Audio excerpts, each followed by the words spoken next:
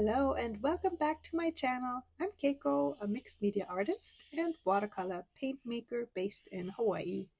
In part 1 of today's video, I'll show you a flip through my latest bird-themed sketchbook.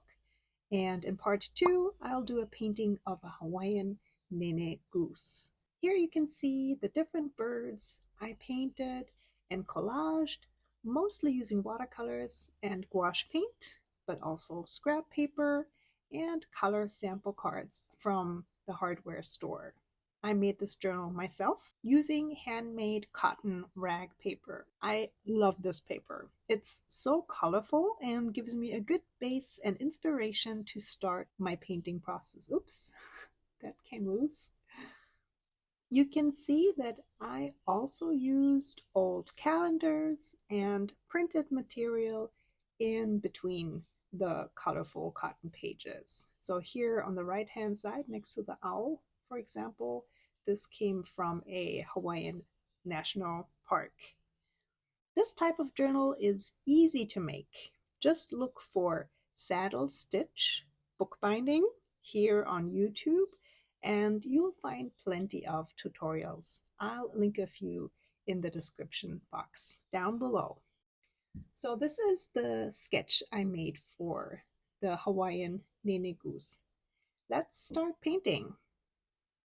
I'm using my own handmade Aloha watercolors and start my first layer with buff titanium white. It's pretty opaque, which works great on this type of colored cotton paper.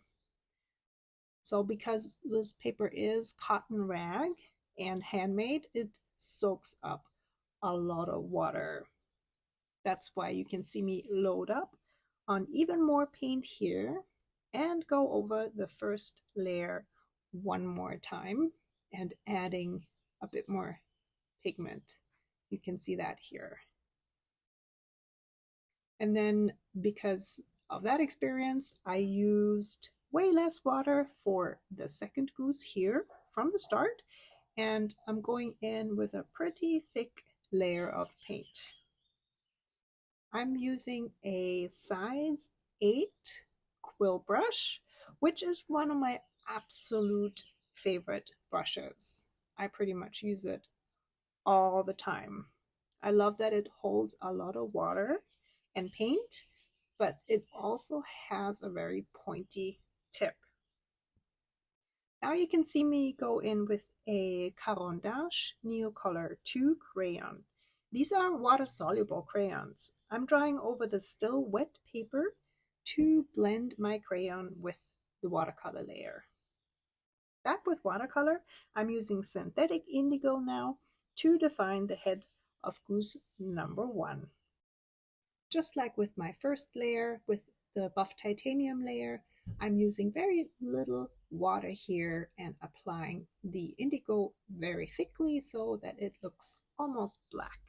Moving over to goose number 2, I'm painting in the head shape with the same mix of indigo I used for the other goose. So pretty thick, just very little water and a lot of paint so that the heads look almost black but not quite. I usually don't really use black in my paintings. And here for the beaks, I'm using the same indigo, but I watered it down quite a bit. Going in with a Neocolor 2 crayon again, but this time I'm using it dry, kind of like a regular crayon, to draw the distinctive pattern that nene have on their necks.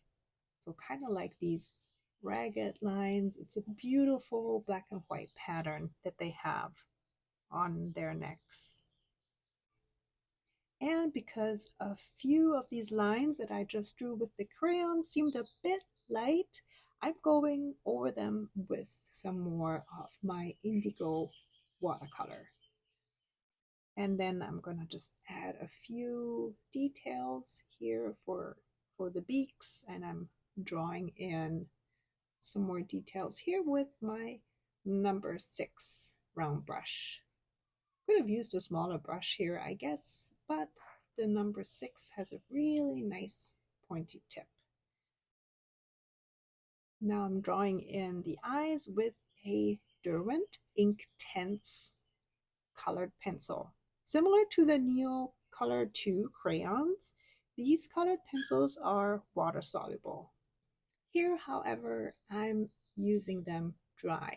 Now for that pattern in the breast area, I'm going to watercolor again and a small size 2 round brush and gently brushing back and forth, holding the brush really loosely and lightly making these movements.